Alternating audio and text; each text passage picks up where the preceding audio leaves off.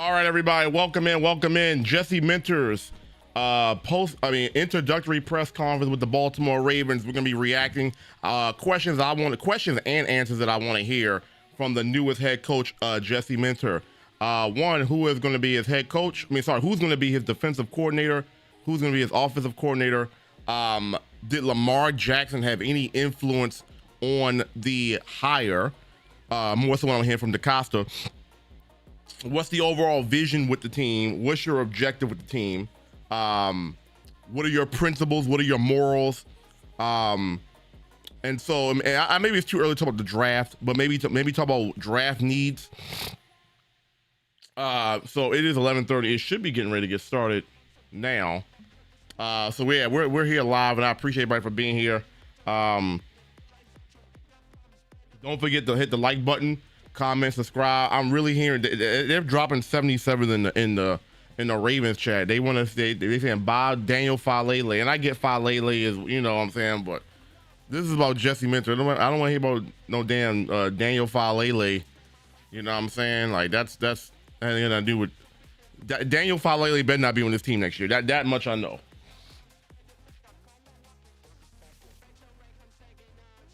And Daniel Falele, that's all I'm seeing in the chat is 777s.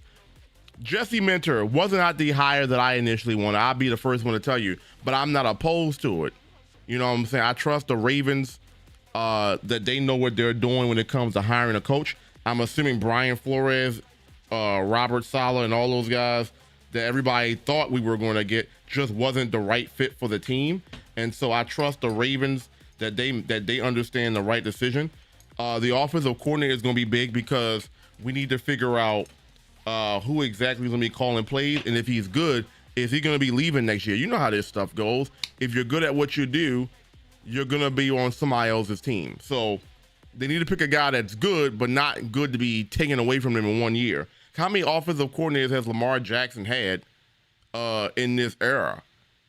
You know what I'm saying? So Greg Roman, Marty Mortonweg for briefly, I guess Roman took over when Lamar got there in 2018. Then you had Monken, and then so it's like it's 10:30. I need to get this thing. Am I late? Oh no, I'm on the live stream. Like they need to get this thing popping, bro. Shit, and here I go. I'm thinking I'm late. I mean, it's not a big deal. I'm really curious to hear how this is gonna go. Here I go thinking I'm late, and shit, we still here. So, either way, I'm excited for the hire. It's just curious to see what he's going to say, what his principles are, and I want to know if Lamar had any influence on this decision. Obviously, that's not going to be a mentor. That's not going to be his question. That's going to be more of a DeCosta question and a Steve Bisciotti. I don't expect to see. I guess Steve Bisciotti will be there. This is a new head coach. But I'm curious to see, he said he challenged Lamar to be involved in these meetings, and if he wants to have some type of opinion about the head coach, he need to be there. So I'm curious to see how much of an influence, if Lamar actually was. Oh, here we go. Chad, thanks. Okay, Something's wrong with Steve, Oz, and Dick are sitting down there watching us. I can tell you that. All right, Sashi. Okay. But thanks for being here. Thanks for coming. Special. All right, here we go. Really exciting day. Yeah, trust the process. You gotta trust the process, man. And then we'll open up with trust the process, bro. How you feeling, man? Welcome in. I want to first acknowledge Noah, what's good? Great to see a number of our former and a couple of our current players here. Always great to have the family back in the building. So thanks, guys, for being here. Appreciate that. Exciting time for us. 30 years in the books of Ravens football history here in Baltimore. And we're at an important time for our locker room. We know we have the talent to go out and pursue championships. What's up, Iron? Now. See, Iron, what's goody? When we set out to find our new coach, we wanted to make sure that we were very serious about bringing a great leader, but also a great person to this organization, to our locker room. And we found that in Jessie Minter, who will be the next. Would it be time to move on from Lamar if the season don't? Eric did a fantastic job leading our process. It was fun and intense. Lamar is the franchise. But left with a true reestablished appreciation for him and his work and his team. We're really excited to have Jessie here as our coach. So Steve Bisciotti isn't going to talk today. At least that's what it sounds like. Yeah, thanks, Sashi. Shout out to our players and our legends that are here today. It's great to see you guys. Let me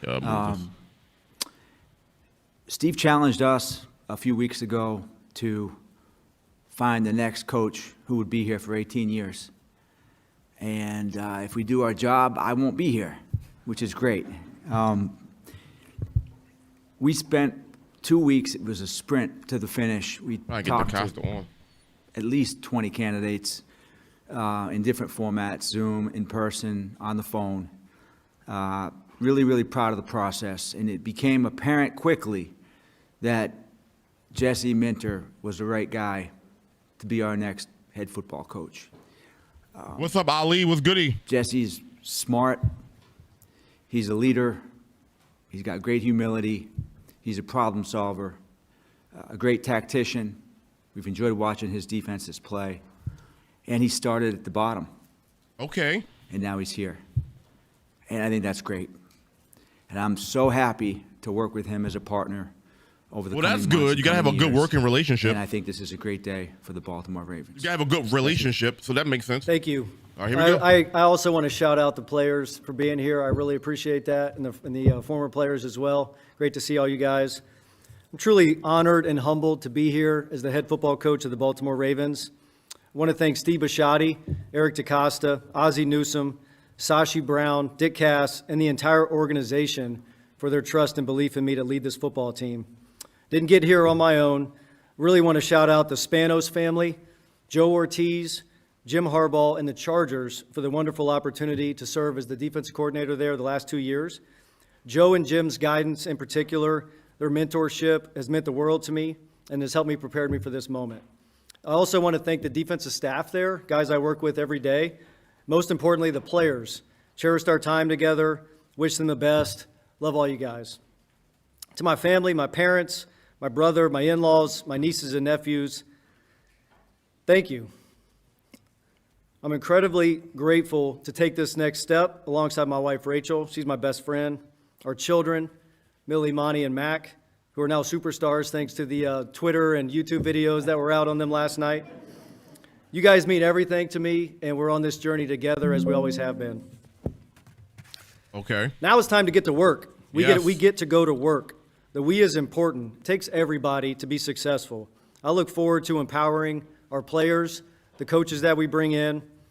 We will create our own standards that will allow us to reach our ultimate goals together. Thank you again. The responsibility to the city of Baltimore and the state of Maryland is not lost on me. It's one I look forward to. I look forward to going to work to prove the decision of these men up here right. Okay. And to our players, I really can't wait to get to work with you guys. We will build a true team built on toughness, fundamentals, team that plays together, and we will work to be the best team in the national. He said toughness. Okay, listen to that. He said toughness, and this is the things you need to. And I'm not going to be pausing this a lot because I don't want to ruin the experience. But he said toughness, fundamentals. You know what I'm saying? And it was sometimes where Harbaugh, like the fundamentals were gone from the game, from this team. League. And we will be at our best when our best is needed. I think that's really important. To the Ravens flock, thank you. My family and I, we feel your passion and energy. We are thrilled to join the great fan base again, and we'll make you all proud. Thank you. All right.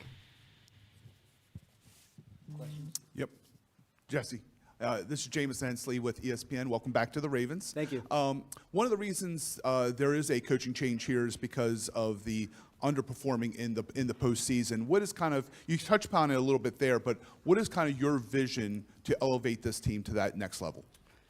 That's a great question, Jameson. I appreciate that. I really think building a really cohesive team that all the work that you do leads to being successful in those opportunities. It could be a possibility. So I think we will create standards that match the goals that we want to achieve, and then work every day tirelessly to get to that point. Our plan will be built on being at our best late in the season, into the playoffs, and look forward to that challenge. Jesse, Jeff Zrebeck from The Athletic. Can you talk about this process and what was it like to go through it? I guess you interviewed with almost every team. Was it the Ravens opening that you sort of circled at the beginning and thought, this is where I want to be if we can work this out? Yeah, great question, Jeff. Great to see you again.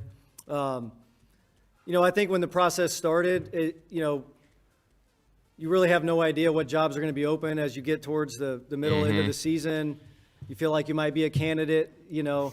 But when this job opened, this became the one for me, and this was the one that I wanted. I did go through the initial process with a lot of different teams, but as I was able to reconnect with people in this organization, and knowing the history, knowing the tradition, knowing the spine of the organization, kind of what it's built on, there was no better place for me.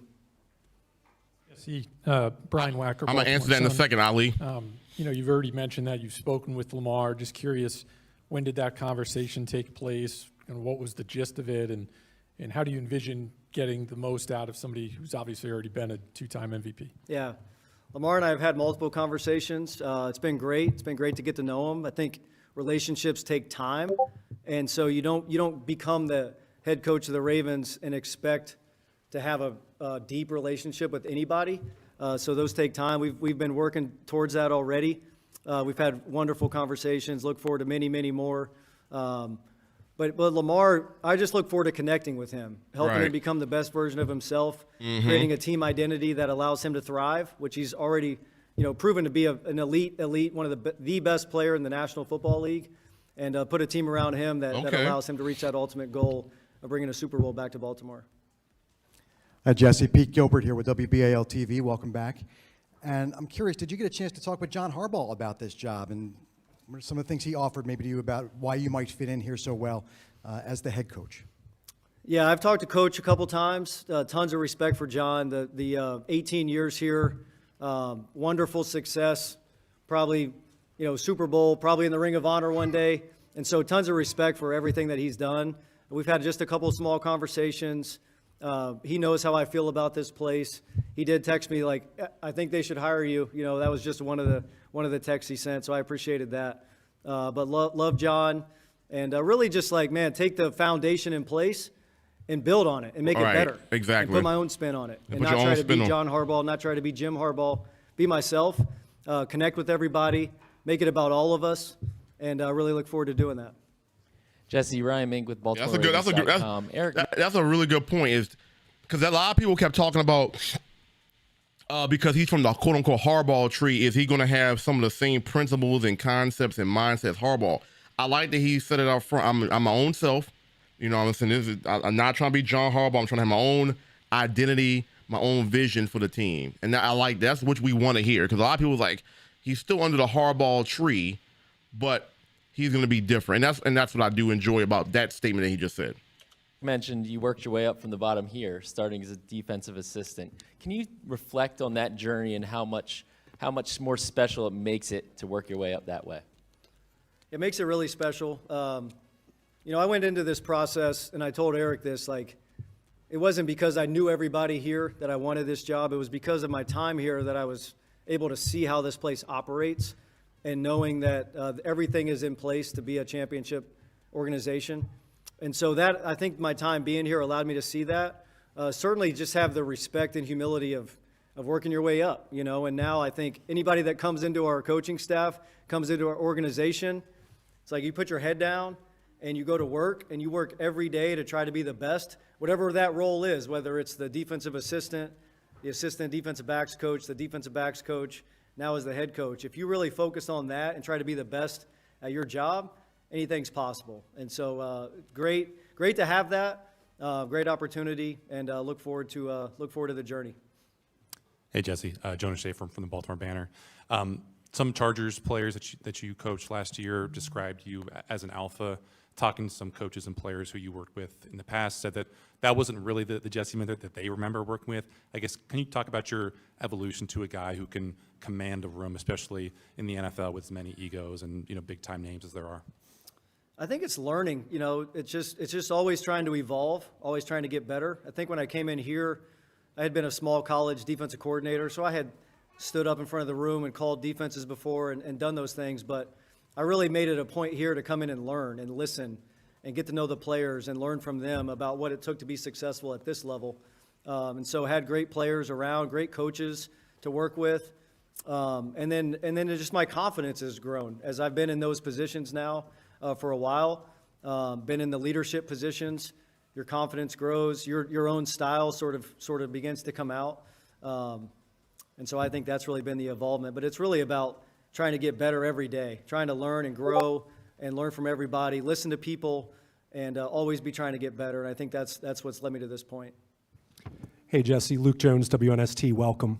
You being a defensive guy, a lot of questions about, do you plan on calling your defense? And if so, how do you delegate that, knowing your responsibilities and scope of that is so much more than being a defensive coordinator? I do plan on calling the defense. Great question. Okay. I think that's okay. Let's go ahead. So that was one of the questions I had: is will he be calling the defense? And he just said that he will be calling defensive plays. And I'm glad I was waiting for that question. So he's gonna be calling the defensive plays, and that's good. So whoever the defensive coordinator is probably just gonna be kind of like I don't want to say like a preparation guy. They'll probably help prepare the game plan, but he's gonna be calling the plays, and that's good because Harbaugh didn't call plays. So that's actually good. That's actually very refreshing to know. It's a strength of mine. I think that's one of the reasons I'm sitting here. But I also think it's my leadership qualities, and I really look forward. I have a really good process, I feel, to do what I need to do to be ready to call the game, but also have the ability to be the head coach and to impact the entire roster, the entire team, make sure that it's our offense, our defense, our special teams, and that there's no divide there, and I know that I'm in charge of all that. But it starts with the relationships with the people in the building, particularly the players, and I think they'll feel my competitiveness, they'll feel my mentality every day, and I think we'll work hand in hand together to build a great team. Okay. Jesse, Cordell Woodland here from 105.7 The Fan. I am curious about, you have a guy in Kyle Hamilton on the defensive side of the ball. He's been used kind of all over the field in this defense. What is kind of your vision for a guy like Kyle Hamilton? Great question. Kyle is a weapon. He is a positionless defensive player that I would classify as a weapon on defense. And so as much as you can do to get a guy like Kyle near the point of attack, I think is what you try to do as a designer, play caller. And so could not be more thrilled to be able to work with Kyle. I've had a couple really good conversations with him already. And I know he's excited, and I'm excited to work with him alongside. Yeah, Kyle Hamilton is a generational player that we have in this organization. And he's going to have a field day with Kyle Hamilton. Ravens use Kyle Hamilton pretty well so far. Charles I can't Walker knock with him. The Baltimore Banner. The relationships between the coach and the general manager have been very important here. So I guess I would ask both Jesse and Eric, do you feel the fact that you guys do have some background together will let you sort of hit the ground running that way? And will the structure be similar to what it was in the past, where you both report to Steve, or will the chain of command be any different? I think it's a partnership with Eric and I, and that's really what I was looking for in this whole process, was a partnership, somebody that you really, really trust. I do think the background of how Eric operates was what I was most excited about, having seen him do this job prior. DeCosta does a great job. Couldn't be more thrilled about our relationship beginning to grow and beginning to develop. And I know that we see football the same. We see what building a team looks like the same. And there's nobody I'd rather be sitting next to than Eric DeCosta. Hey, Jesse, Morgan Atzett with Fox 45. As far as coaching hires, are there any that you can confirm? And as far as offensive and defensive coordinator go, how is that search going? What's the timeline, and what are you looking for in those particular two positions? Yeah, great question. I won't confirm any hires at this point. Both of those searches are going really well. They're very far along, I would say. We're finalizing a few of those pieces. I'm looking for leaders and connectors and relationship builders and schematic expertise. Go back. He said. Most importantly, guys. Okay. What did he say again? He's looking for in these coordinators. Let's rewind that again. Far along, I would say. We're finalizing a few of those pieces. I'm looking for leaders and connectors and relationship builders and schematic expertise. But most importantly, guys, that the players believe in, that they're willing to dive deep and build real strong relationships with the players. I think when they feel that it's collaborative and they feel that it's ours and not just the coaches and this is what the players do, this is what the coaches do, it's all of us. And so I'm excited a cohesive about the people unit, involved in those searches right now, and I look forward to sharing those in the near future. Gary Downing, Baltimore Ravens. Eric, as you went through this process, was there a point? What was the point where you? Well, yeah, you could tell. You could tell Eric DeCosta hasn't gotten a lot of sleep in these last month or so. Look at his face. You can tell he's had a few sleepless nights. Look at his face, y'all. All right, DeCopter. Look at his face, bro. As a group and said, Jesse is the guy that we Look at his want. face. And what was it that kind of tipped the scales in that direction? Yeah, good question, Garrett. I think first I really want to thank Sashi and Ozzy and Derek Yam was a big part of this as well, and everybody else. And we got a lot of information. We talked to many, many people, and we had a number of Zooms. We got them scheduled very quickly. We started almost immediately with our process, and it, as I said, it was a sprint. We treated it like a 2-week draft, essentially. In most cases, we'd have 2 interviews a day, various times of the day. And it was just really interesting, I think, valuable for me personally to talk to all these like extremely intelligent, great leaders from other teams to see kind of how they do things. And I learned a lot. And it's not something that you want to do every year, certainly. But to do it once, I think, was a very, very valuable experience for me. And I think Ozzy and Sashi would say the same thing. As we went through the first round, we started to see patterns develop, and we really did kind of come out with 4 or 5 people that we thought were probably for us the cream of the crop, or at least the finalists that we would envision. Obviously, the rules, NFL rules, make it difficult to interview all the candidates the same way, given that some teams are still playing. So we came out of the process, I think, and we were talking about the next step. Most of our interviews have been over Zoom. We brought some guys in. Jesse was one of those guys that we brought in as a finalist, and he just blew us away in person. I mean, as good as his Zoom interview was, I think spending time with him in Baltimore was even more valuable. And I think at that point, while he was with me in my office, I started to imagine Jesse as our head coach and what that might look like. And as we got feedback from other people, from Steve, from Ozzy, from Sashi, everybody who had a chance to contribute, it became very apparent that Jesse was really the guy that we would target to be our next head coach. Okay. Keith Mills from WBAL in Baltimore. I trust that y'all like what y'all heard, y'all like what y'all seen, y'all like what y'all felt. I trust the Ravens when it comes to this kind of shit, that they know personality relationships well enough. I trust that. So while I may not know a lot about Jesse Minter, the person, which we're learning a little bit now, I trust that they know they've done their research. Awesome Psycho, what's good? Retro trying to ask a question. Retro trying to, yeah, I will. I am. I got a couple questions. I got a question for you too when we get a chance. Tremendous amount of praise from a lot of guys. How you feeling, man? I got a question for you too. One of them was from P.J. Volker, defensive coordinator at the Naval Academy. What was that journey like coming through with so many guys that are doing well? Was there a moment in time also when you thought, hey, I can do this, I can be a head coach in the NFL? Yeah, I appreciate that question. I think, just being able to come up with so many great coaches that I've worked with along the way. PJ and I were college teammates. Love what he's done over there at the Naval Academy, him and Coach Newberry. Yeah, what's good with defense. And so I think just the experience of going through it and being able to observe John Harbaugh, the guys that have been really successful in these type of roles. I think as I got to the Chargers, especially after my first year, being back in the NFL and now being in a leadership position as a coordinator, I felt like I could do the job, and I felt like I was preparing myself for this moment, for this opportunity. So the last year especially, I really felt strongly that I was getting more and more prepared to be in this situation, and I was hoping for an opportunity during this cycle, and then sure enough, the Lord works in mysterious ways, and this job opened up, and it was a match made in heaven for me and my family. There you go. Okay. Jesse, over here, Jerry Coleman from the Be More Football Podcast and 100.7 The Bay. Welcome back. Thank you. Question for you and for Eric. For you, how surreal is it to be back here with the bigger office, as you talked about? And what transpired with you leaving and going to Vanderbilt?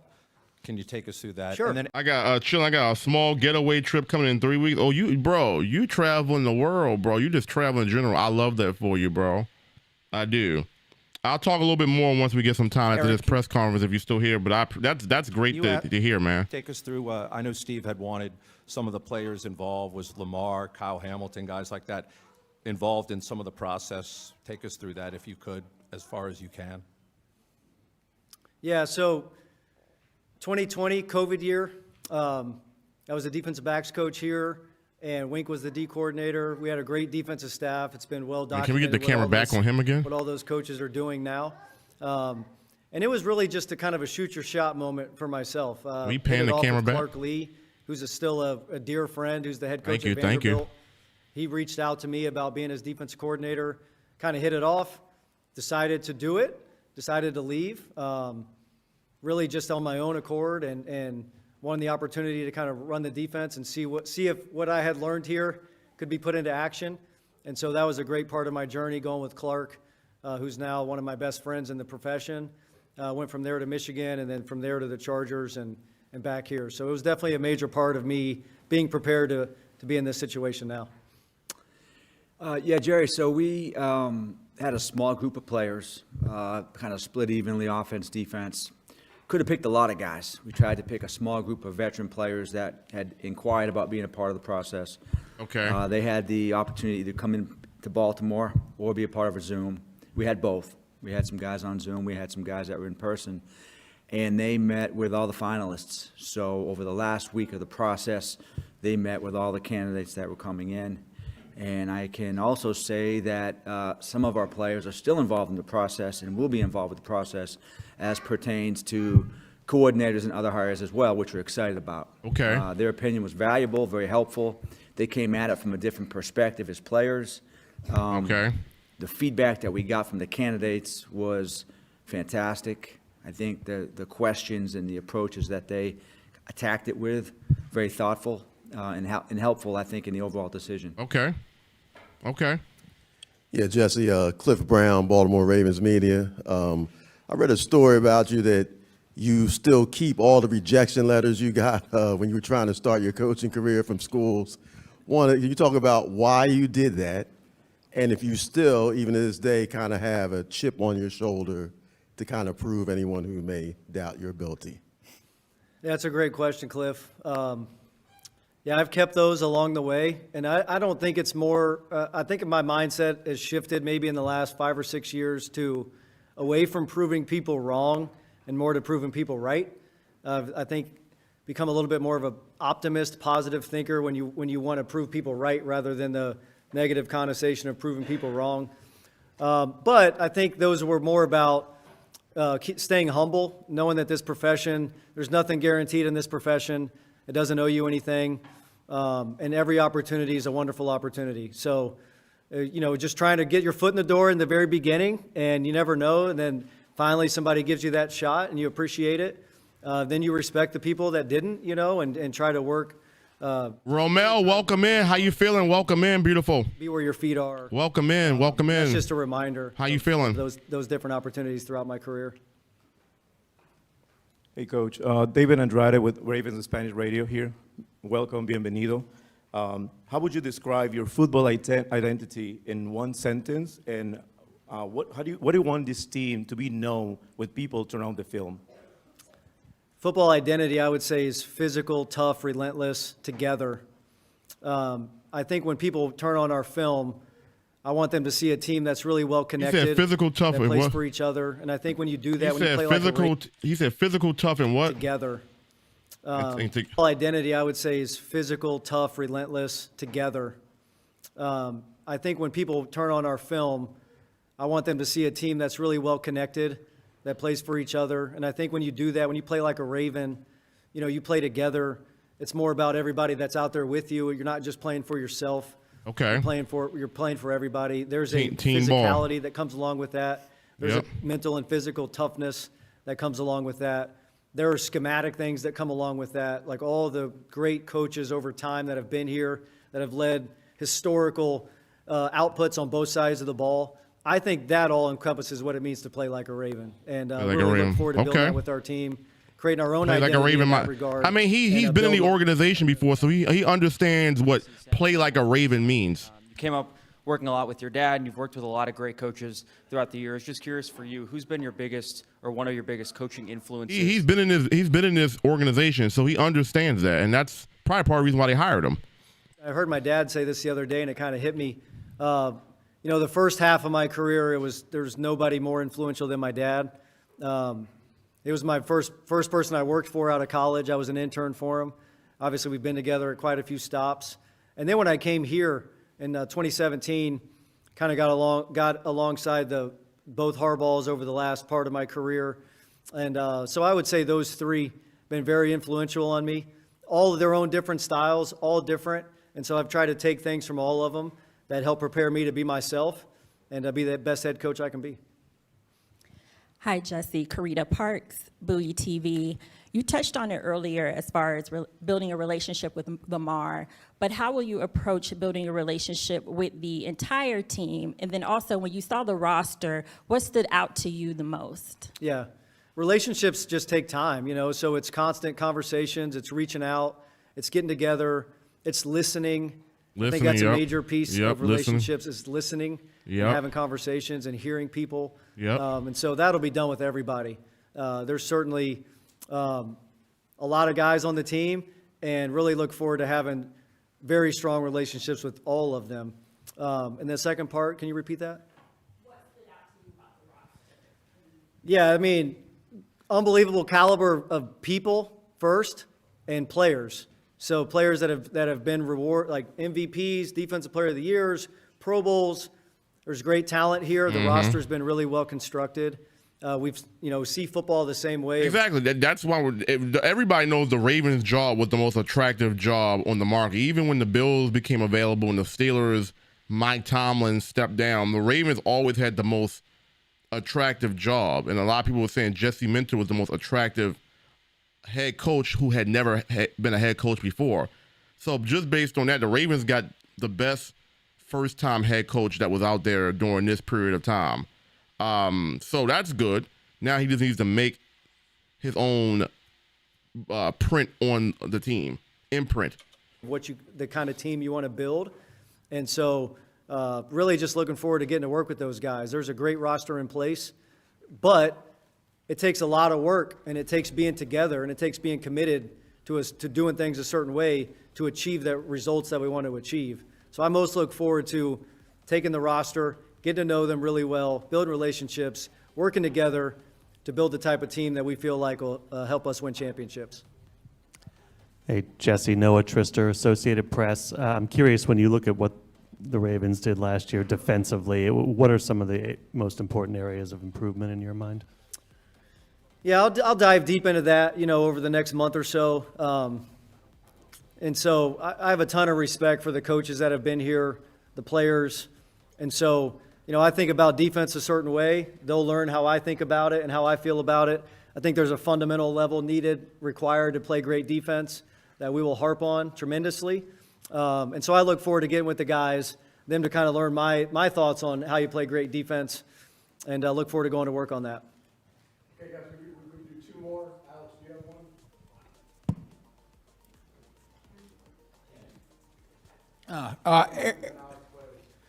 one? My question's for Eric and Sashi. Just this is your first time in this kind of process. Just take us through, like, anything surprise you as you went through this process? Yeah, I'll take that, Ken.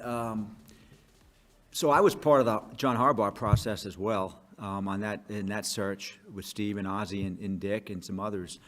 And back then, we didn't know what Zoom was. There was no Zoom.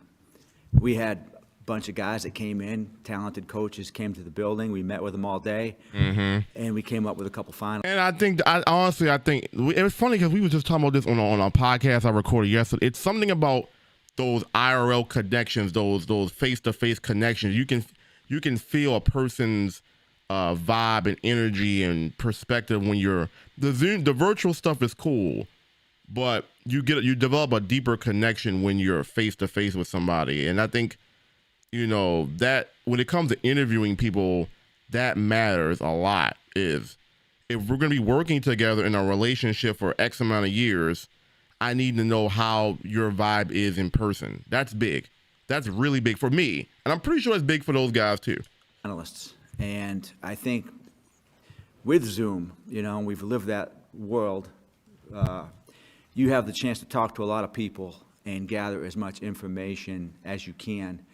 And I think there's a great value to an organization to go through that process this way. It was time consuming. It took a lot of people, other people, Nick Matteo, Jen Hoffman, Megan McLaughlin. Like, there were a lot of people that were very, very involved. But we learned a lot, and we had a chance to canvas a wide net and talk to the very, very best people in the NFL. And I think that made this process thorough and also very good for the Ravens. Yeah, I think he's right. The integration of technology allows us to talk to a lot more people in a very short amount of time, which is an opportunity and a challenge because you've got to distill all that information and then get to important candidates to your next round. I think what was unique here, and I wouldn't say surprised us, but I think emboldened us about our decision around Jesse was just how much inbound feedback we got when people understood we were talking to him. Players, coaches from all of his stops. We wouldn't even have to reach out. We were intentional about reaching out. But we prize understanding what other people who worked alongside him, were coached by him, felt about him as a person, but also as a coach. And so that was a really pleasant surprise. Is Lamar there? I doubt it. Is Lamar there in the facility? Hi, Alex from WJZ generously ceded his question to me. I'm Kyle Goon from the Baltimore Banner. Nice to see you, Jesse.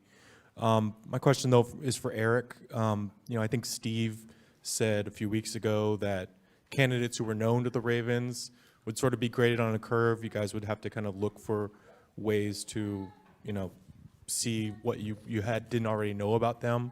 I was wondering for Eric and Sashi, what did that look like for Jesse? And also just Eric, kind of posing Child's question again, is Jesse reporting to Steve? Is sort of a partnership like you had with John? Yeah, so I could say that, when I heard Jesse's name as a possible candidate, it was hard for me to envision Jesse like he is because my experience was with Jesse primarily in the draft years ago when he was doing all the bottom guys on the draft board in the secondary, and I just didn't really ever think of him like that. But I know, and that's me being honest, I'm just, but watching him last year, we played these guys last year, and watching that defense, I'm like, damn, this is a good team. This is a really good defense. And Jesse's doing a hell of a job. And then I think for me, as I started talking to people like Joe Ortiz or Tony Jefferson or Eric Weddle or other people that I talked to, even before I met on the Zoom with Jesse, my opinion started to change, just like it would with a player in the draft who maybe you see him playing against a bad team and he doesn't play that great or whatever it is, but then you watch him against better competition, he plays better and better and better and better, and you're like, this guy's really, really good. So I think it takes a whole process of accumulating information and really kind of removing all the biases that you have in your head. So that's one thing I would say. The second thing, I think that this organization, we've had a lot of success in a situation where the head coach and the general manager are partners and both report to the owner. I mean, we won 2 Super Bowls that way. We've won a lot of games that way, and we believe in that system, working together, fighting together, and figuring things out together. And so I'm very proud of my relationship with Coach Harbaugh. I started off the bottom as well, like Jess. The Rhonda, yeah, listen, and that's the difference. If you go back and look at the Steve Bisciotti, press conference where Steve Bisciotti is giving out direct points. Like, he got a question, he's giving you direct answers without, the EDC sometimes got to give you a backstory and then get to the point of the question. Whereas Bisciotti was like boom, boom, boom, boom, boom, and you notice the difference. So is he such a politician? Listen, EDC loves himself some Harbaugh, but you had to move on. And time will tell if this hire was the right hire. As far as reporting to the owner, listen, just be collaborative. I don't give a damn who reports to who. Just make sure everybody is on the same page. And if y'all not, get on the same page. That's all. I don't care who reports to who. Just make it a smooth transition. Player personnel assistant, and I was blessed to watch Ozzie with Coach Marchibroda and Coach Billick and Coach Harbaugh. For me, that became the standard, and that's what I aspire to, and I believe Jesse feels the same way. Okay, thanks, gentlemen. So if we can have the extended family up and players, Is that it? legends and current guys, if you can kind of Is that it? want to do a picture with you That guys. was it? Okay. Wait, was that it? Oh, that's it. That's it. All right. Let's talk about it today. Let's talk.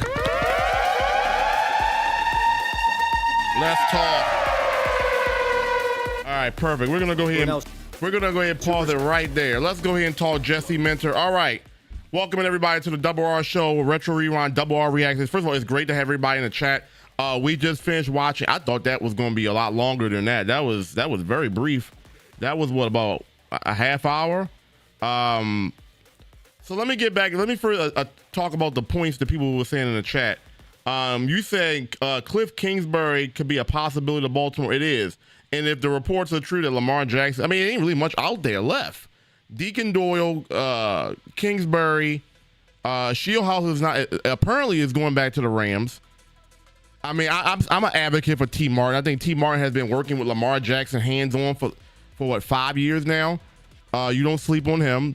And we'll touch on that in a second. I don't like, for some reason, I have a few friends that were Cardinals fans, and they had a close-up look at Kingsbury with Kyler Murray, and it was just like, outside of that one season that they had when they went to the playoffs only to get destroyed in the first game, Kingsbury didn't really do it, but that was as a head coach. He would just be the offensive play caller. And what he did with Jaden Daniels was amazing. And I guess that's really all he would have to be. But as far as Kingsbury's philosophy, he's more of a pass-first coach than a running. And I feel like the issue with the Ravens last year is they weren't running the ball enough with Derrick Henry. We need a coach that knows how to play balanced football and know to give the ball to your beast when he needs to be fed. Anybody that knows Derrick Henry knows that if you feed Derrick Henry the ball multiple times, he gets stronger as the game goes on, and he's hard to tackle. Why were the Ravens coaches taking Henry out the game when everybody knows he gets stronger? I don't know. So Kingsbury to me doesn't excite me too much. Lamar likes him, so obviously, you know what I'm saying, but for me, Kingsbury doesn't excite me too much. I was a big Shieldhouse guy. I think he's a young up-and-coming guy. He's under the Sean McVay tree. He would have been good. Even Deacon Doyle, because Ben Johnson calls the plays in Chicago, but Deacon Doyle was an understudy under Ben Johnson. So there could be something there, you know. But it really isn't much. I mean, it really isn't that many names out there. If you really want to go with the guy that has the most continuity with Lamar Jackson, you would go with T. Martin. So I'm curious to see, and we'll talk about that in a second. I did get notes about his comments on that. You said, who do you think should be Jesse Minter's defensive coordinator? I would love Anthony Weaver. Why? Because the Ravens like bringing in guys that have had a familiarity with the system. If Anthony Weaver doesn't get a job, he's not going back to the Dolphins, right? So Weaver, another guy who's been in the Raven system, who understands to play like the Raven. But the thing about what he just said, Jesse Minter, is that he's going to be the primary play caller. And you don't bring a Weaver in to be second fiddle. Weaver is one of those kind of guys where he should be calling plays. He was a defensive player in the NFL for the Ravens. He's been in the defensive coaching tree for years, around DeMeco Ryans, and he was with Miami. He's been on defense. So you don't bring Weaver in to, still let Minter be the primary play caller. So I would like to see Weaver, the guy from the Chiefs. Forgive me, I don't have his name. Cohen.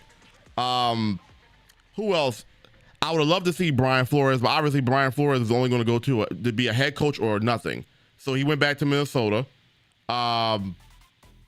It's not really a lot of. Jim Schwartz is a good one. Jim Schwartz defenses have always been good, But that whole situation with the Browns about, him getting overlooked by Todd Monken and what happened yesterday, Jim Schwartz can coach defense.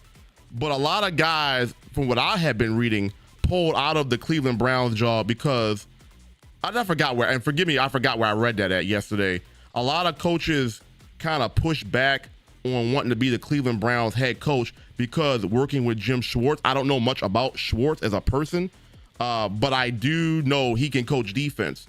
But maybe there's a compatibility issue or something with his personality where it kind of like fends people off from wanting to work with him. I don't know.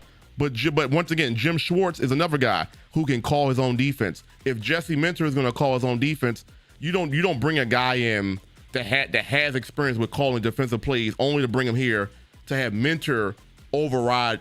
And you know what I'm saying? So it will have to be I don't want to call it a alpha. It can't be an alpha coach because Jim Schwartz is an alpha personality and an alpha when it comes to play calling. You bring a guy in who's on the upcoming, who can learn under Minter, so he understands Minter's philosophy and he grows under Jesse Minter as a coordinator. But you don't bring a alpha dog play caller in to work with another alpha dog play caller in Jesse Minter. And if everything that players have been saying about him is accurate, Derwin James and Tony Jefferson, he's this alpha guy. You don't bring an alpha play caller, alpha head coach, and put a defensive coordinator who's also alpha and then say you're not going to call plays. So because of that, it rules out a lot of names. Now, it'd be interesting to see where they go with that. So that's a great question. So a couple questions that I wanted them to ask. Well, we'll talk about that in a second. Better not have a 1-5 start next season like this season with Harbaugh. Yeah, 1-5 was crazy, but we had injuries. We really don't know if Lamar likes him for real. Yeah, first of all, what's up, Antoine Porter? What's goody with you? Let's talk about that. And then I took some notes down from the press conference. I actually thought it was going to be much longer than what we got. So we don't know. Lamar, he said a couple players, they asked their opinion or to sit in via Zoom, or some players were in person, but no one specifically said Lamar Jackson was there. He just said we got a group of players' opinion through Zoom. Some of them were in the castle, but we don't know if Lamar was one of those guys. And so we still haven't got Lamar's viewpoints on any of this. At the end of the day, if the Ravens feel like they got their guy, they got their guy. If Cliff Kingsbury is the offensive coordinator and that's who Lamar wants, and it doesn't work out, then you got to start looking at Lamar Jackson, because if you want this guy to be your offensive coordinator, that's really what matters. I mean, the head coach is going to be coaching Lamar Jackson, but it's really the offensive coordinator who he's going to be working with. So you need to have that relationship dynamic. So if you're going to be paying Lamar Jackson whatever, well, if he's got like a $70 million cap hit, which they're going to obviously hope to restructure, but Lamar is more likely to restructure with an offensive coordinator that he likes. Just imagine the Ravens go against Lamar's preferences and bring in a guy that he may have not been in his top 3 guys. That could affect the contract extension for Lamar. So they gotta nail it. It's about nailing the right hire, but also making sure Lamar is comfortable, because he's the guy you're paying all this money to. So while Steve Bisciotti says I have all the power, Lamar's influence on the OC has to matter here, because you don't want to make Lamar unhappy. While I do think Lamar bleeds purple and black, I do believe that wholeheartedly, that he bleeds purple and black. And I don't think he would ever leave, but you don't want to play around with Lamar either. And so that it's a fine line between keeping Lamar happy, but also making sure you bring in the right guy. So we'll see how that goes. All right, let's talk about some notes I took down from this press conference, which like I said, I thought was going to be longer. Minter wants to build a cohesive team. I mean, he really didn't say a whole lot of like specific stuff, honestly. A lot of the stuff that I jotted down is just some coach speak. Building a cohesive team. The wording work was used. The word work was used a lot in this press conference. We're going to get the work. We're going to be working. That I do like. Under Harbaugh, the fundamentals, the penalties, the false starts, the illegal formations, those kind illegal man downfield. It's those things that a guy like this mentor needs to clean up. The challenging plays that probably didn't need to be challenged, time management at end of games, clock management, timeout management. These are all things that if any Ravens fan that have been watching these games for the last however many years knows John Harbaugh's track record when it comes to this. You know what I'm saying? I was talking to a friend, a couple people the other day about just go back and look at Harbaugh's resume, right? The first part of his career, he had Ray Lewis, Ed Reed, and all those guys. Those were the leaders of the team. I don't want to say that they kind of override what Harbaugh was saying, because at the end of the day, Harbaugh still got them to a Super Bowl. So, and then you had those years, 2013 to like 2018, or 17, where they made the playoffs one time. So you seen what Harbaugh looked like without those stars. You pay Flacco, but you really didn't have anything else there, right? So then up comes Lamar. You draft Lamar, and then Lamar extends Harbaugh's tenure there. And so if you really look at the time where it was really Harbaugh's team, really, he didn't do much with it. But when he had superstars or generational players, that kept Harbaugh intact. So with Mentor, get back to the fundamentals of playing football. You shouldn't have to have superstars to be successful. Everybody needs to be on one accord, understand what the mission is, and really push towards that mission. That starts with him setting the foundation of what this team is going to look like. And so according to him, he said we're going to be work. We're going to be work. We're going to be working our ass off. That's what I want to hear. Now, obviously, that could just be lip service. We have to wait and see. But I like that he said we're going to get to work. And he talked about being our best late in the season, peaking at the right time, going into the playoffs, playing our best football. I think not last year, obviously this year was a wash, but the year before, 2024, Ravens started off 0-2. They picked their footing up. The defense was terrible at the very beginning, but they got better, and they were peaking at the right time. Outside that loss to the Eagles, they had been peaking at the right time. Played good against the Steelers. Could have beat Buffalo, but you want to be peaking at the right time. So that I wanted to hear that. He also mentioned about the Ravens' job is what he wanted. This is the job he wanted. So while he was getting offers or interviews with all these other teams, the Raiders, and honestly, he had got a second interview with the Raiders, and so obviously the Raiders and Tom Brady. Listen, Tom Brady is part owner of that team. Tom Brady knows talent. You bring in Jesse Minter for a second interview, getting ready to hire Jesse Minter because you know his acumen and you know what he's about. So if Tom Brady was bringing in Jesse Minter for a second interview, there's something about this guy that insiders know that we as fans will eventually come to learn about this guy. But there's something about this guy that everybody likes, because I look at Tom Brady, a Super Bowl champion, probably the best quarterback of all time, a part owner of the Raiders. He wanted this guy, and the Ravens got him, and he said this is the job he wanted. So there's something about this guy that we're going to be learning about over the course of time, to be like, all this high praise that he's been getting, we'll eventually see it. I'll be honest, this press conference really didn't tell me too much. And I think we were pampered by the Steve Bisciotti presser, where he kind of was giving out straight shots. This wasn't really this is a typical Ravens-like presser without Bisciotti, and that's why everybody like Bisciotti needs to talk more. He also mentioned that he and Lamar have already talked a few times. So Mentor and Lamar have already spoken a few times. So, and he talked about relationship building. You're not going to have the peachiest, creamy relationship off the rip. Building relationship takes time. So the fact that him and Lamar have already talked a few times, however that went, at least there's communication there, and the communication is going to be the big piece.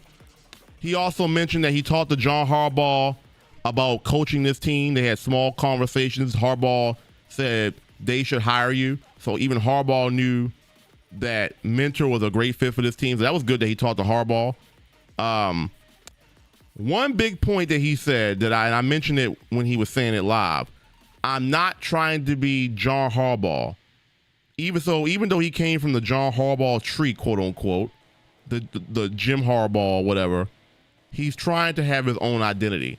So while you may have learned under these coaches, does not mean you're going to have the same principles and fundamentals. Everybody is their own unique person. And he'll have the chance with a 5-year deal to be able to implement what his footprint or imprint he wants on this team. And so he cleared it up right off the bat. I'm not trying to be John Harbaugh. I'm trying to have my own identity. He mentioned about calling his own defensive plays, as we mentioned earlier. He will be the primary play caller on defense. I don't think he said on offense. I think he said on defense. I think the question was defense, which honestly, if anybody's been following this coaching stuff going on, which I have, we already kind of knew that Jesse Minter was going to be calling his own defensive plays, which we want because we haven't had a head coach call plays on either side of the ball. That's not what John Harbaugh did. John Harbaugh is definitely the CEO kind of guy, the leader, the motivator kind of guy, the X's and O's play caller. He's always delegated that to his coordinators, which is cool. This will be a change of philosophy where having the head coach at least call the defense. And which is why the offensive coordinator is very important. It looks like he won't be calling offense.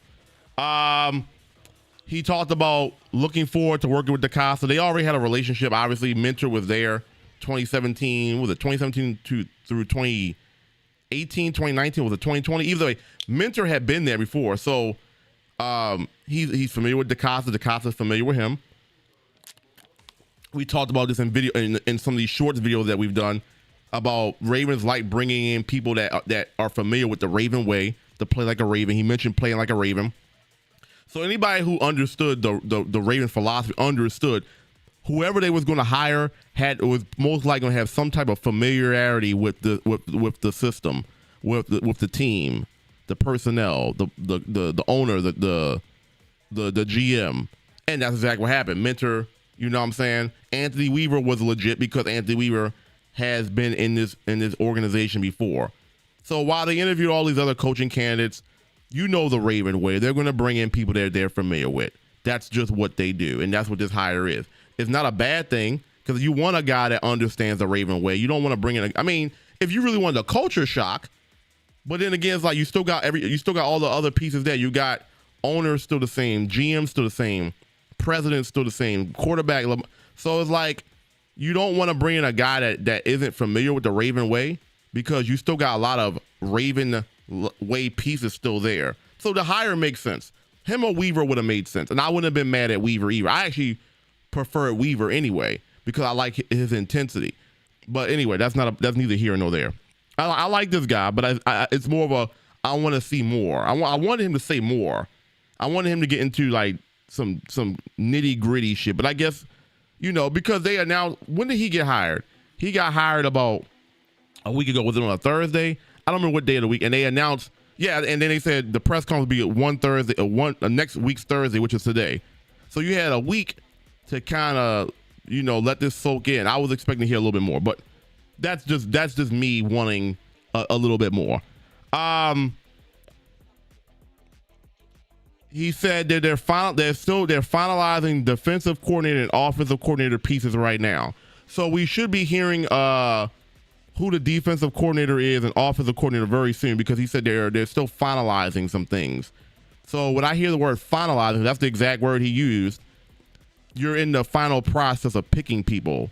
You're finalizing. So an announcement should come. I wouldn't even be surprised if an announcement came later today or tomorrow. I wouldn't even be surprised. If you're finalizing, you're close. That means Jesse Minter, and that's probably why this press conference probably so short, because right after this, they're probably going to be going back in there and interviewing some of these candidates that he wants on his staff. So I wouldn't be surprised if we hear something very soon because he used the word finalizing.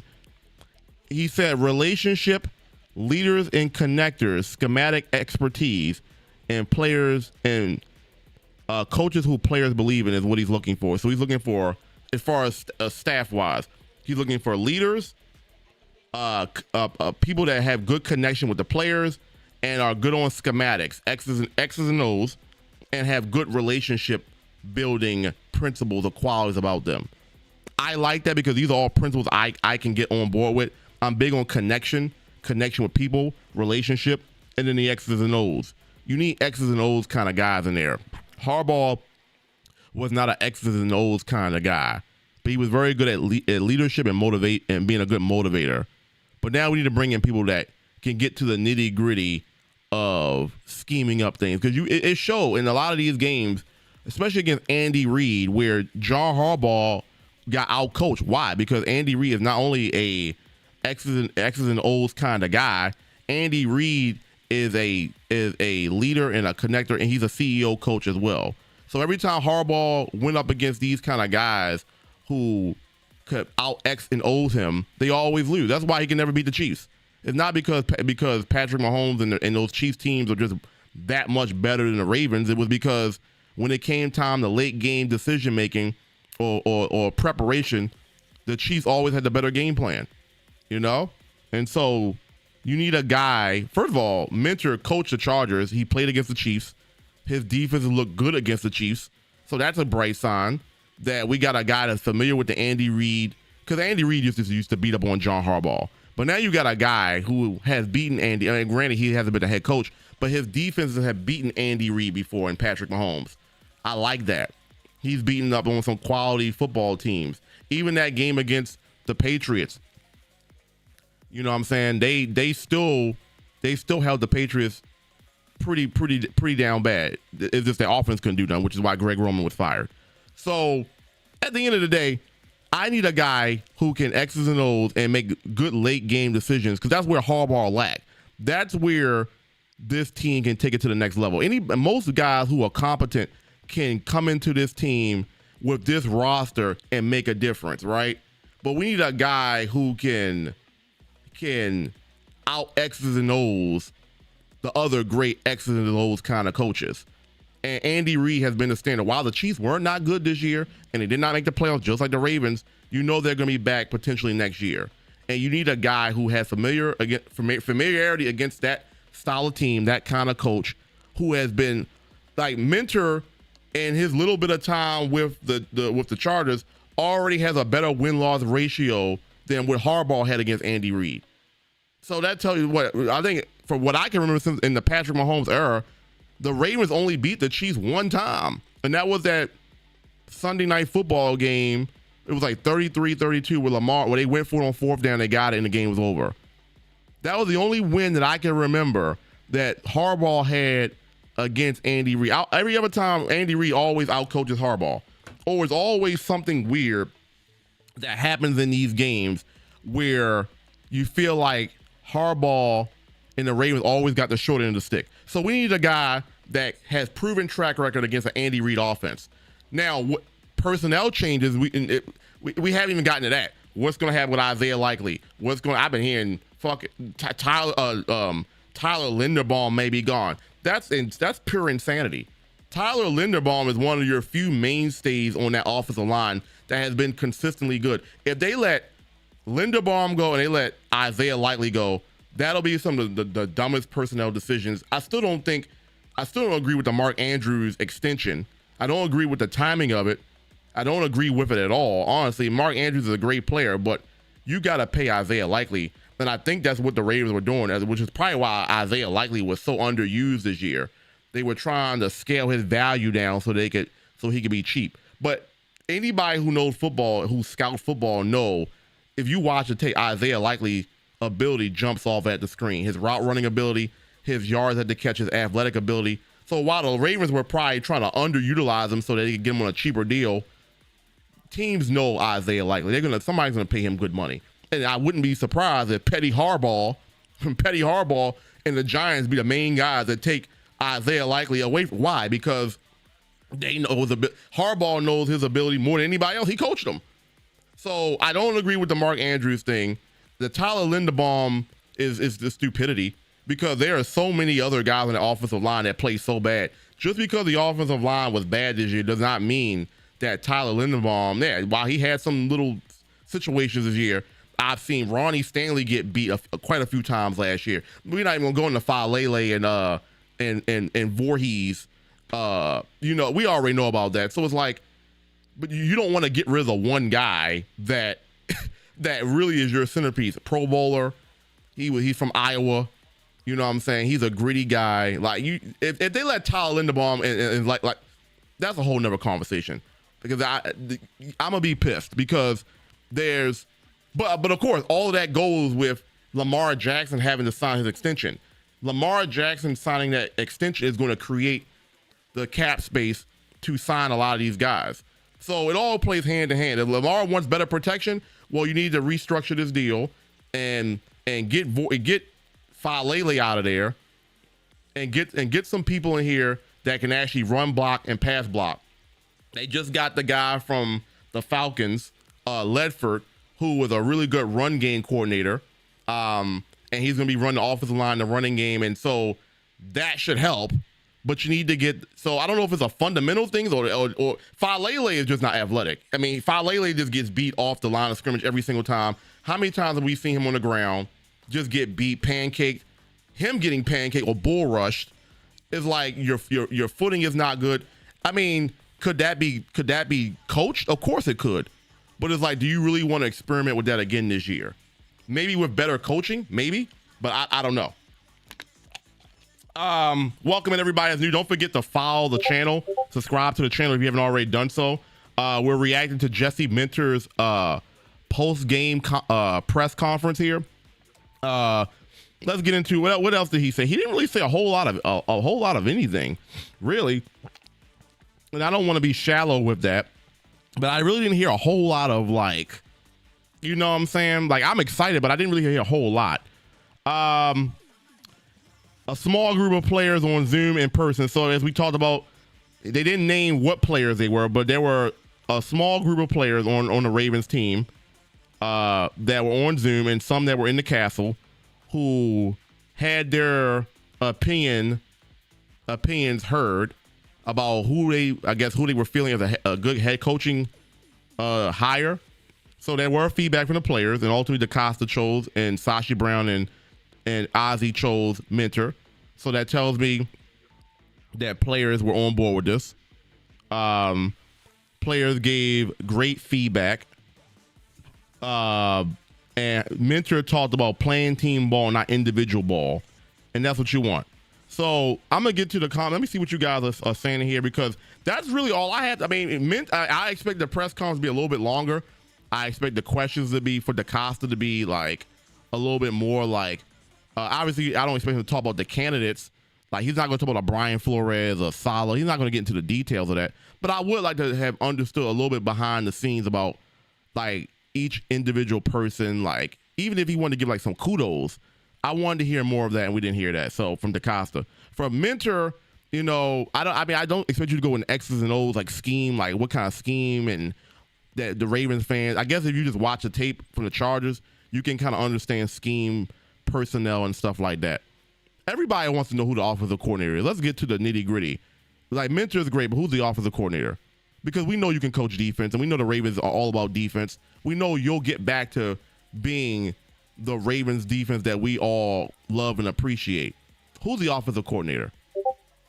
That's what I want to know. That's what matters. All right.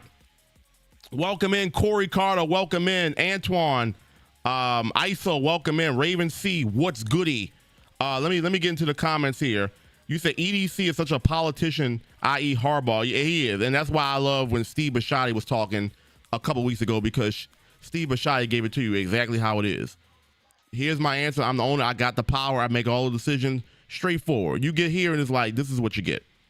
We really don't know if Lamar likes him for real, because they never actually confirmed that Lamar was one of those guys that actually was there. But he did say he talked to Lamar after he got the job. So you know, they've already talked. So we'll see. We don't know what Lamar likes, you know, because Lamar doesn't say a whole lot. You know what I'm saying? So EDC did say the leaders on the team are going to help with the offensive coordinator hire. Okay. So is it safe to say that it's going to be Kingsbury?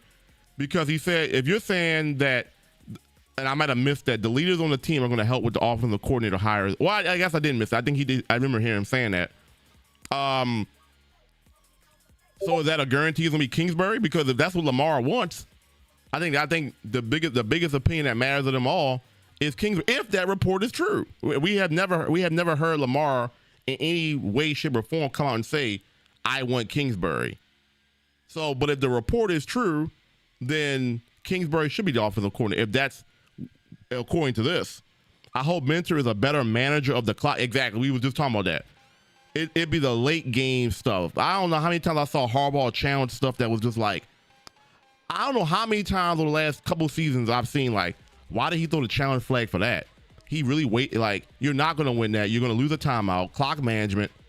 You know what I'm saying? Even the Steelers game, people are saying you could have ran the ball. I get that Tyler Loop should have made the field goal, but you had time to run one more play before you just kick a field goal.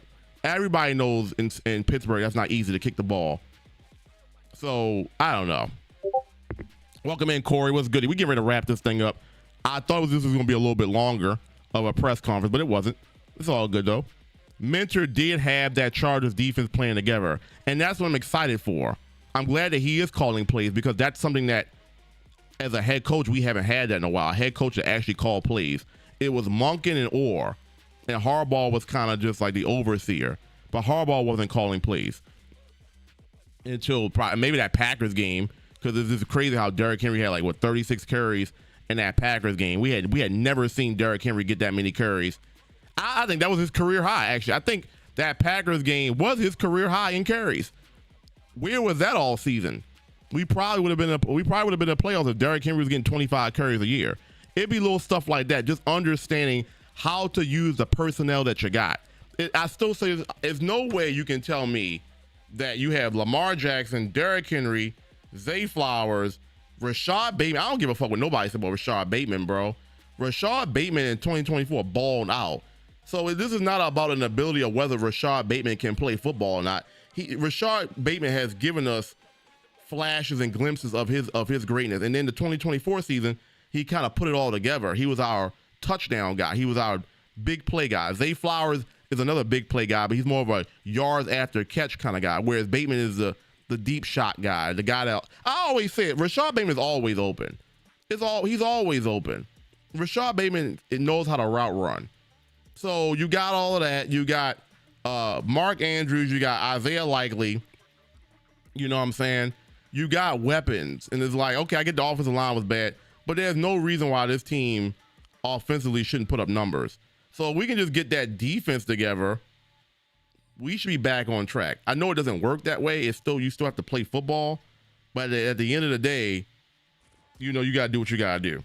And Minter, with his defensive background, should make Kyle Hamilton better. We'll see what's going on with Madubuike, Nnamdi Madubuike.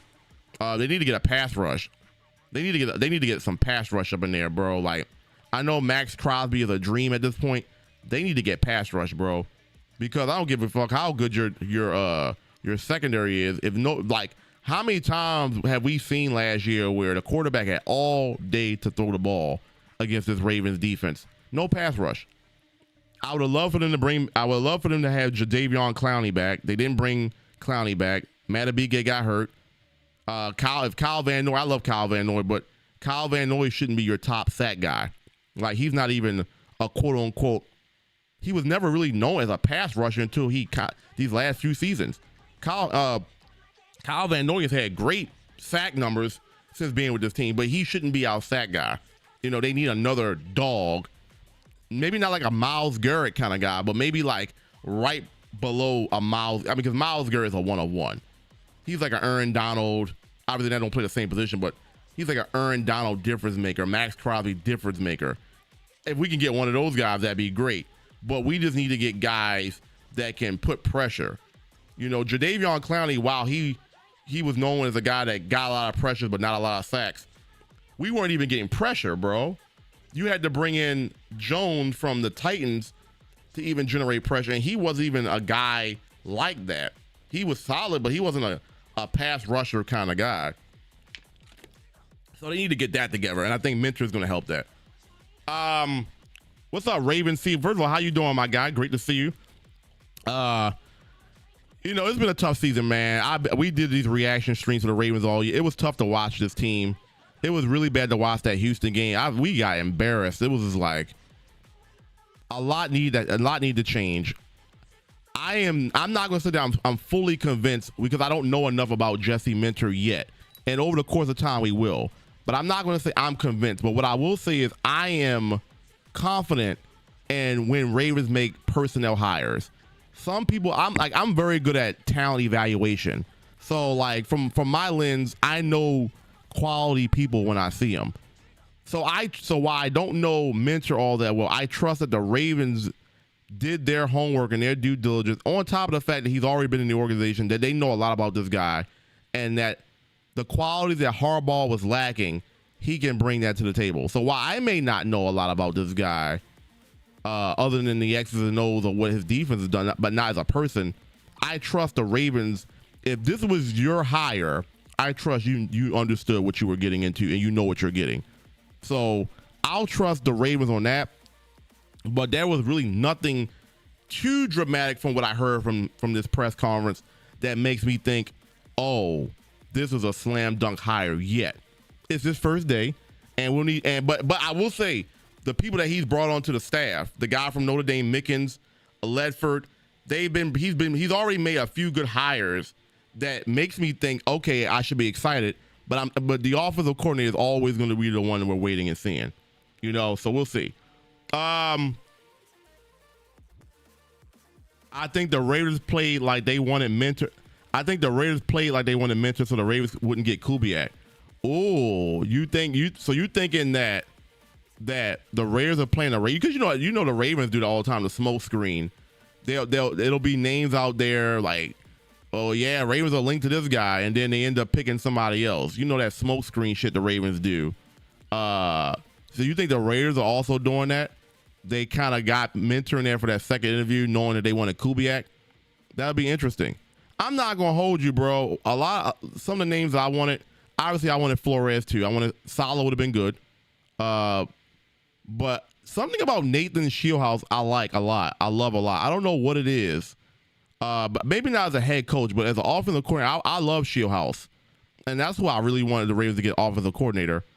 But that doesn't look like that's going to be the case.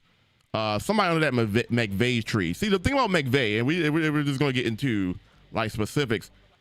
The reason why McVay is so good is because if you look at the Rams, they run a lot of single back formations, right? The formations look the same, but he has different variations of plays that he runs off the same formation. So you can line up in, 11 personnel, one running back, one tight end, 5 plays in a row, but you'll get different variations of the scheme off of that one. So you could run a single back formation handoff stretch right up the gut, or you can run play action off of it. He runs variations off the same formation. So while you think you locked in on a Sean McVay play, he throws a curveball at you and runs a play action when you think it's a single back run. And so I like that because I always say you got Derrick Henry, Lamar Jackson. Every single play should look like Derrick Henry has a chance to get the ball, and then Lamar keeps it, play actions off or whatever. But when you take Derrick Henry off the field, you become very predictable that you're going to throw the ball. And so one thing about the McVay offense is that he's going to make you think he's going to run set play, and then he gives you something totally something different. And if you can keep the defense guessing, is it going to be Lamar or Derrick Henry every single play, you're dangerous. And that's what the Ravens didn't do. They would take Henry off the field, and it was like you have to make the defense think Derrick Henry's going to get the ball every single time, even if he doesn't. And that's with Lamar, and so because Shieldhouse is under that tree, and that's the kind of offense McVay runs, I think that would be good. But obviously, I don't think they're going to get Shieldhouse. So, a brother can dream. But that was my dark horse guy. Davis Webb could be good, but I don't think Davis Webb is going to go to the Ravens because Sean Payton literally fired Joe Lombardi so that he could probably bring up Davis Webb. Even though I think the Ravens did request an interview with him, I don't really see that happening. I would like Davis Webb too. We'll see. We're gonna wrap this up, but I do want to get to the comment. Make sure y'all subscribe if y'all new here. For those who are new, I do a lot of Ravens live reaction to the games. I'll do YouTube shorts when some news pops. I'm more of a reactor guy. I don't. So when I do get news, I like to react to it. But I'm not an insider guy. But it's just fun talking about this kind of stuff with people that follow this kind of stuff. I've been following the coaching search more than I've been following the playoffs, which is crazy, right? I've been locked in on this coaching stuff, watching videos from obviously Bobby Baltimore and Graven, all these guys that really follow this stuff. And I've just been learning information and just reacting to it. It's fun. And it's fun building connection with people that like the same kind of shit. You know what I'm saying? So I've been following this more than the playoffs. So this has been fun. This has been fun. And obviously we'll do another video about whoever this offensive coordinator and defensive coordinator is when we do find that out. Dude is so right about Harbaugh is a motivator. He's a influencer kind of guy. He's not an X's and O's guy. He was a special teams guy before he got the Ravens job. So, and he never really evolved. It's crazy to think after all those years, he's never really evolved into a play caller. He's always delegated those responsibilities to his coordinators. And while that is great because it empowers your coordinators to be the best version of themselves, it also is if they don't do well, there's a fallback option. I can blame them. And I feel like that's what happened. Harbaugh went through so many offensive coordinators through his run because he delegated that to them. So if shit didn't go well, there's a fallback option. He's not there's a scapegoat. And so that's how Harbaugh had remained staying afloat all these years, because now we got a coach that's going to be calling plays, at least for the defensive side of the ball. So it's going to be full-blown accountability. If the defense ain't right, it's a mentor thing. That's what you brought mentor in here for, to be the defensive guy. So we'll see. It's fun. It's fun. I'm excited to see what the personnel moves they do. I think that was Harb's EDC move to. Yeah, they definitely did. They did Isaiah Likely dirty, bro. They intentionally limited his snaps, didn't get him the ball so that he wouldn't command a high dollar value. Because if we know Isaiah Likely to perform like we know he can, he was going to command top dollar. He's one of those kind of hybrid tight ends who you can line up as a receiver, tight end. He's a blocker. He can block, receive. He can catch. He can get yards. He's athletic. Isaiah Likely is that guy. Anybody who knows football knows Isaiah Likely is a better football player than Mark Andrews. And this is not a shit on Mark Andrews type of thing. Mark Andrews is very reliable, but Isaiah Likely is the better player. But you gave Mark Andrews the extension. You know what I'm saying? So, and then weren't even using Likely like that. So you had the audacity in a walk year for Likely to extend Andrews. That was a slap in the face. Because, Likely probably not going to say it, but he's a better player than Mark Andrews. Mark Andrews just has the resume because he's been there longer. But Likely is a better pass catcher. He has better hands. Although, people still say that was not a touchdown in that Steelers game. But I digress. So we'll see. I think if it was Kingsbury, exactly, Antoine. That was the other point. I'm glad you brought that up. I don't think Cliff Kingsbury is on a lot of teams' radar as to be a head coach. Really, I really don't believe that. And so Kingsbury has been sitting out there for a while now. If he was the guy that the Ravens wanted, why has he not been signed? I think they really like Davis Webb. I really do. They're willing to give Davis Webb another shot because here we are. They put a slip in for Davis Webb. Mind you, they already got a head coach now. If Kingsbury was the guy, he would already be the guy.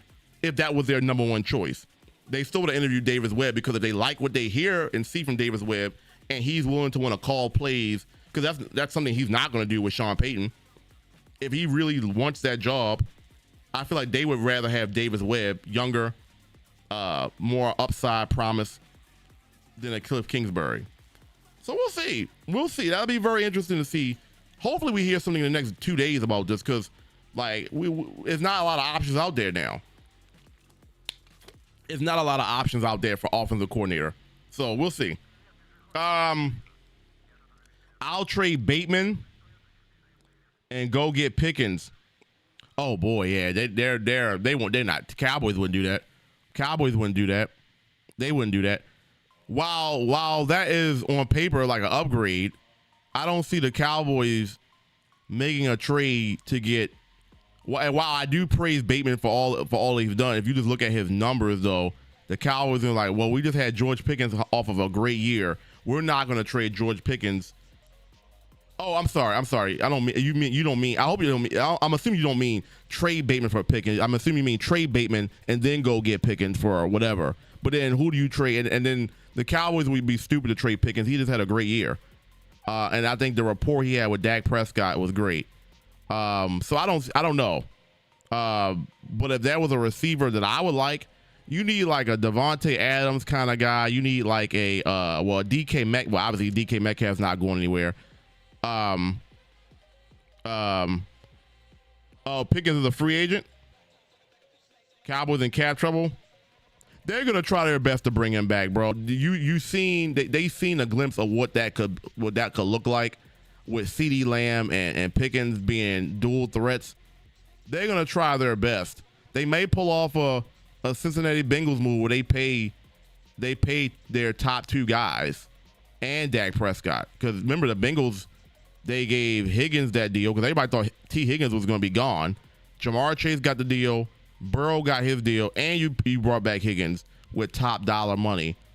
Now, we'll see if that happens. Then you see the Bengals defense stinks. So we'll see. We'll see. But I don't see the Cowboys letting him go because if I'm a Cowboys fan after seeing what Pickens did, you can make an argument. I've said it plenty of times during the season when we was doing Cowboys reaction games. I said Pickens is the number one receiver for this team. And I get that CeeDee Lamb has been there and he's had the tenure and he's got the longevity. But the better player last year was Pickens. He's a better 50-50 guy. And when he's engaged, he's a difference maker. And he won me some money a few times on these parlays this last year. Pickens is that guy. So the Cowboys would be stupid to do that. But Devontae Adams, a DK Metcalf, that kind of receiver is still, to this day, Lamar has never had that kind of receiver. Even Joe Flacco, they gave Anquan Bolden to Joe Flacco. They have never given that kind of receiver to Lamar Jackson. Let me scratch that. They did. And I don't give a damn what anybody says about DeAndre Hopkins. DeAndre Hopkins can still ball. That he's another player that was underutilized. I think he even said it in a recent interview a couple days ago. DeAndre Hopkins has the best hands on that roster last year. So how is a guy with the best hands one of the guys that's the most underutilized? I don't understand it. The times that they did throw the ball, if you look at DeAndre Hopkins' catches last year, how many of those catches were contested?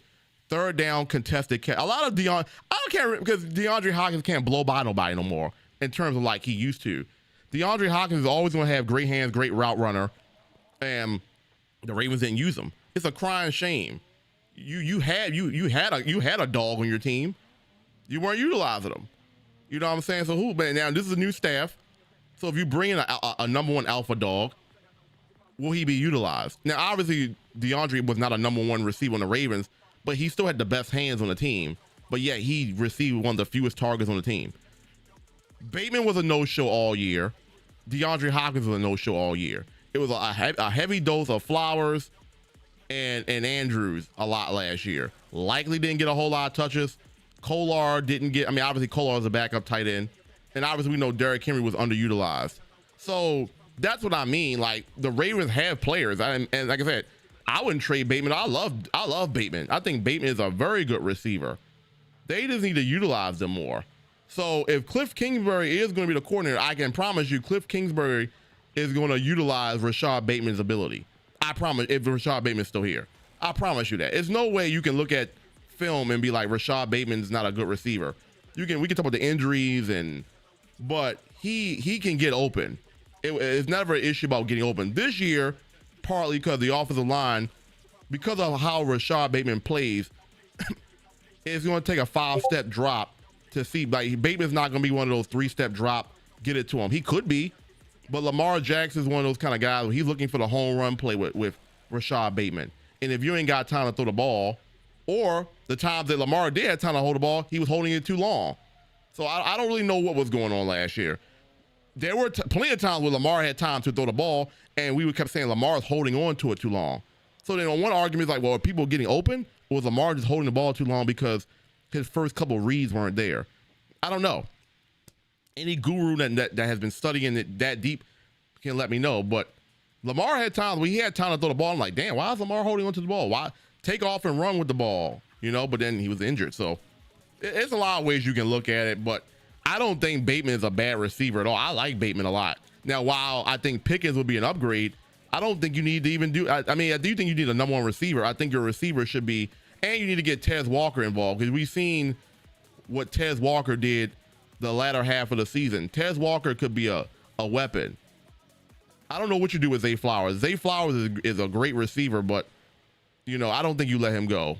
I don't think you let Zay Flowers go, but, you know, these fumbling issues, and I don't know. Zay Flowers, I don't know, bro. I don't think there's nothing wrong with the receiving core. I just don't think they play him right.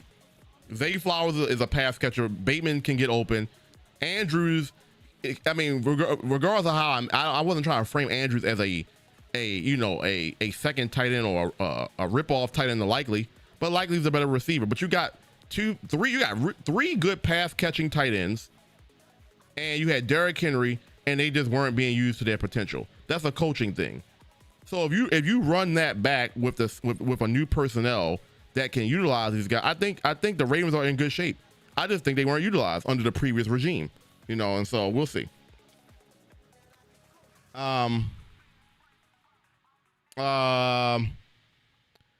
Do you think Bate happy in Baltimore? Yeah, that whole, first of all, if that was not true, Bateman, I'd rather you just come out and just say what it is, bro. Like, don't say you got hacked, because I was reading comments like, well, who the hell would want to hack Rashad Bateman? You know, like, out of all people, who would hack Rashad Bateman to say that? If Bateman really isn't happy, which I really think he should not be happy, given everything I just said about he's always open, he's underutilized, he should be unhappy. But I don't think that Bateman, I want to give Bateman the benefit of the doubt that he did not say that. I'm always going to give the player the benefit of the doubt. You know what I'm saying? I'm always going to give anybody the benefit of the doubt once until it becomes obvious this was you. And so if you don't give Bateman the benefit of the doubt, you're basically saying he's lying. And I don't want to call anybody I don't want to say he's lying or call him a liar, because I just don't think that's fair in this situation, unless he actually came out and said, I did. So eventually he came out and said, I did say that. So then you lie, and then you try to smooth it over and say you did it. Only under that circumstance. So I'll say that he didn't say. I'll give him the benefit of the doubt. Do I think he's happy? I don't think he's happy with his usage rate. I love the fact that he kept saying I did like that too. I did like that that was big for me too. Was that this is a we thing. It's not an I. You know, and you should be saying that, because you're the new head coach. You know, you're still trying to get acclimated. This is not about Jesse Minter. This is about the team. I like that too, Raven C. Pickens is a free agent. Okay, I read that already. Dallas, they're going to have they're going to have to franchise tag him. We'll see. We see. Yeah. Bengals gave their top 3 offensive guys top dollar contracts. And then the year before that, you gave Geno Stone a deal. And everybody in the Ravens was like, okay, you can go ahead and pay Geno Stone top. If that is your top free agent signing, we'll live with that. And then what happened? The Bengals defense was terrible. Then you traded Logan Wilson. You start trading guys that were solid to, you know what I'm saying? So, you know, and then the Bengals, and then Joe Burrow gets hurt. So it was like, those receivers got top dollar, but if Joe Burrow ain't staying healthy, the backup quarterback can't make those guys look good. I got scared when Flacco got in there, because Flacco with those weapons was scary. But anyway, I'm beside point here. Tez Walker run deep to get to the safety, and Zay in the slot with that quickness. Yeah, exactly. Tez run deep to get the safety scared. You gotta force the safety to respect your game. And Zay Flowers, we already know Zay Flowers can cook. Zay Flowers can cook anywhere, in the middle of the field, the screen plays, the sideline. Zay Flowers can cook in a lot, and you know, so it's not about Zay Flowers' ability. It's about Zay Flowers holding onto the ball and not turning. He turned the ball over a lot this year for a receiver. and he has some drops at times. So Zay Flowers is a good receiver. We'll see. We'll see. All right. I think I'm done here. I'm gonna go ahead and and spark me up some good old green grass, and I got some more content coming whenever we figure out who this offensive coordinator is. So I thank you guys. Don't forget to subscribe.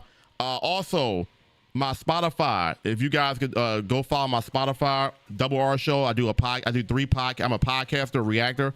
I've got a few episodes I'm getting ready to drop on my Spotify.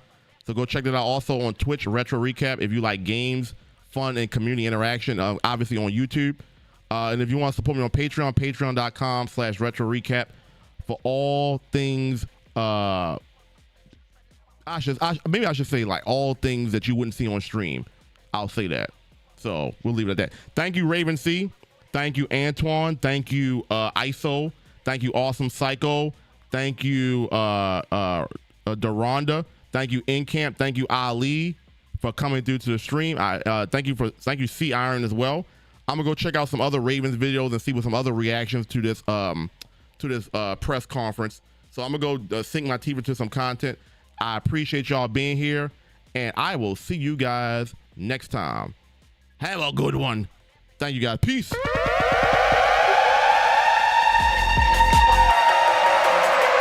Your boy Double R, where Double R